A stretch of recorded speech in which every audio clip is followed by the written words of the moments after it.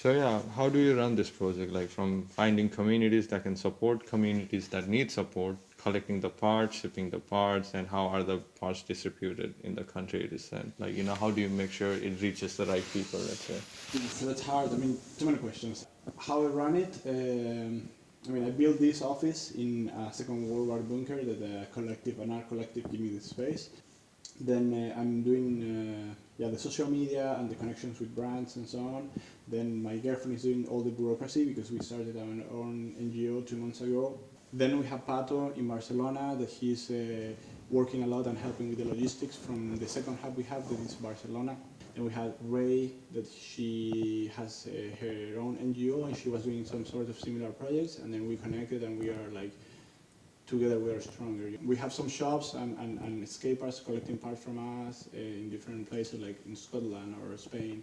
How we connect with communities, I have the official Instagram is Share by Sure Smile, but I have the Instagram with the name of the NGO we created, and then I'm following up many riders, so we start talking to them way before we can actually like send parts.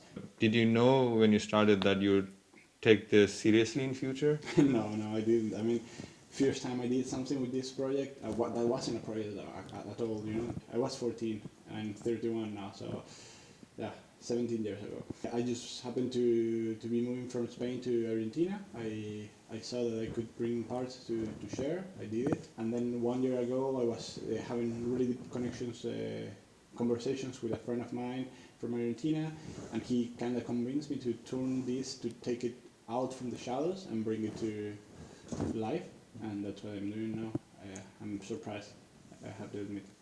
I know you're working full time, but how many people, if you can put it in numbers, like are helping you out? I mean, I'm working like 30 hours a week, plus doing my own thing in my life. Sometimes I work less, sometimes more. Then my girlfriend, she's working maybe 10 hours, 15 hours a week. The rest of the people, they are not working so consistently, but then when they do a lot. And then my friends in Ray is doing similar things, and my friends in Australia are doing the same. Like for a short period of time, they do a lot, then they are not that present, and then they do again, and that's how they are helping. Because at the end, this is a volunteer project. So I want to know, how did you find this project, and what was your first impression? And now that you are here, you got to be here for a couple of days, you got to experience how this works. What do you think now? Yeah. I think in the beginning when I found about the project, I was very skeptical because online you cannot tell like who's behind the profile. Yeah. And I also come from Nepal where there have been decades of foreign aid and support, and while the intentions are good, some people come with savior mentality, and over here it also changes the natural let's say general lifestyle of people, and it's good and bad in both sides. So I was very skeptical, but after coming here and seeing the whole process, there are many things we share in common, and I know there's a lot of hardships that goes into making something like this, especially when you have to do most of the things by yourself, figure out a lot of things. So I would say I have a positive look now, more than before.